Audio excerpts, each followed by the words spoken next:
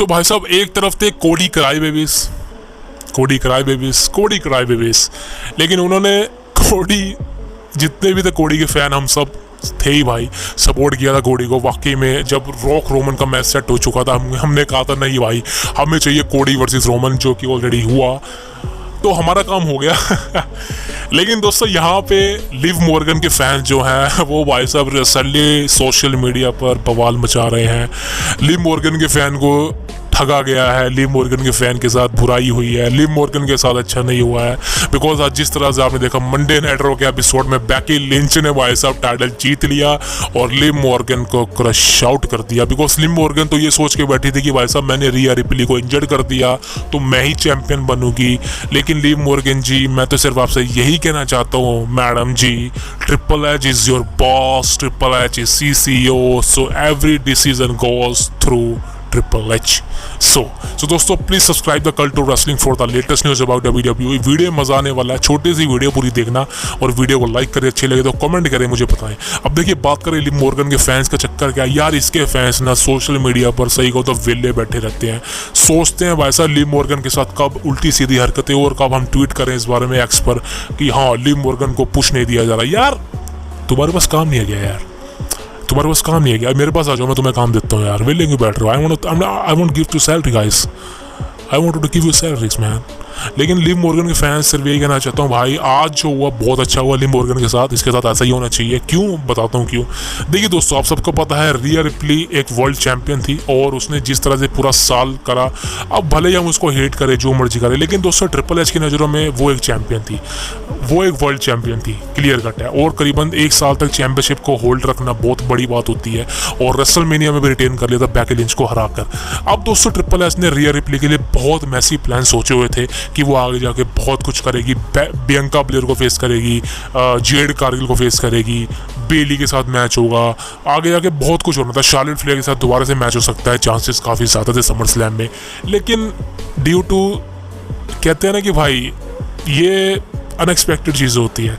Last week जिस तरह से प्लानिंग करी गई थी कि रिया रिप्ली को एक तरह से लिव मॉर्गन के साथ अब फ्यूड में कंटिन्यू करना है, अब अगला चैलेंजर रिया रिप्ली का लिव मॉर्गन होने वाली है बैकलैश के अंदर। लेकिन रिसेंटली जिस तरह से हमने बैकस्टेज में देखा कि लिव मॉर्गन ने रिया रिप्ली पर अटैक किया, वो अटैक बहुत गंदा था यार। मैं पर्सनली जब मैं उसको अटैक को देखा ना, मैं ये सोच रहा हूँ यार ये शायद अनएक्सपेक्टेड हो गया। मतलब प्लानिंग कुछ और करी थी, हो कुछ और गया। ऐसा भी होता है कभी कभी भाई कि प्लानिंग का कुछ और करी हो कुछ और जाता है। एग्जांपल देना चाहूँगा आपको, 2018 की बात है, 2018 में क्राउन जूल हुआ था और वहाँ पर बेस्ट इन द वर्ल्ड की टूर्नामेंट चल रहा था। आई थिंक वर्ल्ड टाइटल पता नहीं क्या था, वर्ल्ड क्या कहते हैं उसको, ट्रॉफी कहते हैं कुछ, हाँ ICC ट्रॉफी होती है जैसे, उस समय वर्ल्ड ट्रॉफी थी कुछ, क्राउन जूल हुआ था 2018 में। वहाँ पर मैच था the Miz versus Dolph Ziggler का मैच था, फाइनल मैच था।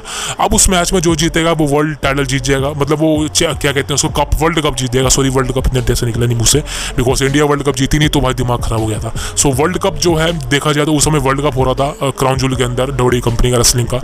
उस समय Dolph Ziggler versus the Miz के बीच में मैच था। लेकिन दोस्तों अनएक्सपेक्टेड मिज यहाँ पर इंजर्ड हो जाते हैं। आपको मैं चीज़ दिखा दूंगा, मिज अपने एंकल के भाव गिर जाते हैं बाहर। अब ये चीज़ें कहीं ना कहीं बताई जा रही थी कि ये स्क्रिप्टेड नहीं थी, मतलब मिज ही जीतने वाले थे इस मैच को, बिकॉज उस समय शेन और मिज की टीम चल रही थी, तो मिज कह रहे थे शेन मैकमैन से कि मैं जीतूंगा।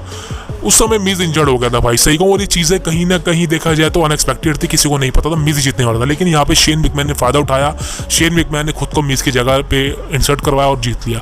सो यही चीज़ें होती है कि जब डब्ल्यूडब्ल्यूई कंपनी में कुछ ऐसी चीज़ें होती है जो प्लान से बाहर चली जाती हैं, मतलब हमने करना कुछ और था, हो कुछ और जाता है। वही चीज़ हुई है रिया रिप्ली के साथ। लास्ट वीक जिस तरह से रिया रिप्ली पर अटैक किया गया लिव मॉर्गन के द्वारा, मुझे कहीं ना कहीं अच्छा नहीं लगा, बिकॉज बहुत ही ज़्यादा ब्रूटली था, बहुत ही ज़्यादा ब्रूटली था, बहुत जोर से आवाज़ आई थी।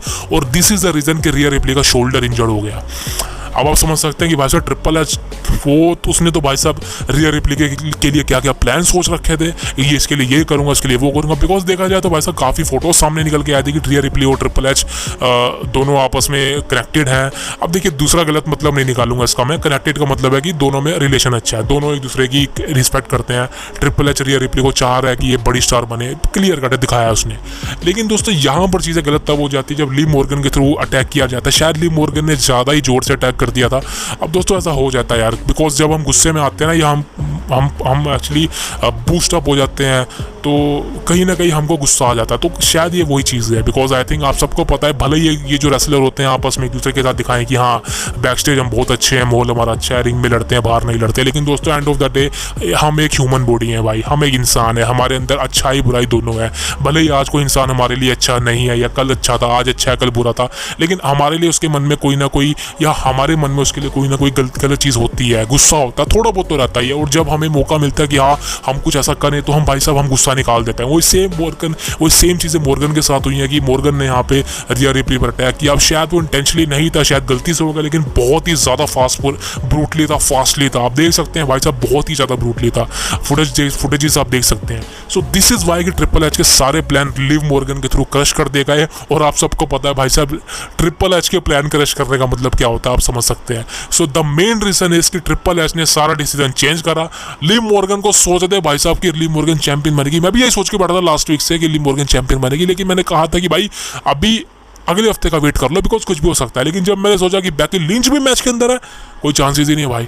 अब ट्रिपल एच बेकी लिंच को तो हरवा सकता नहीं है, वो बड़ी स्टार है, समझ सकते हो, और वही जीतना डिजर्व करती है। और रियली भाई ट्रिपल एच ने दिखा दिया, अगर भाई साहब रिया रिप्ली के साथ तू ये करेगी तो मैं तेरे को तो चैंपियन बनाऊंगा नहीं। तो ट्रिपल एच ने रिया रिप्ली का बदला ले लिया।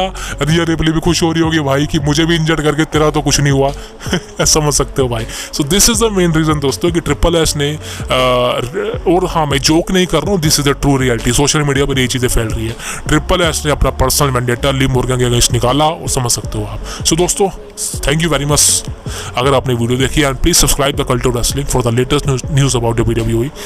कल मिलते हैं आपसे, चैनल को सब्सक्राइब करें, वीडियो को लाइक करें और घंटी दबा लीजिए भाई, बिकॉज घंटी नहीं दबाएंगे तो वीडियो को पता नहीं चलता आपको मैं कब अपलोड करता हूँ, कब आप देखते हैं। Thank you very much, see you tomorrow, see you next, thank you very much.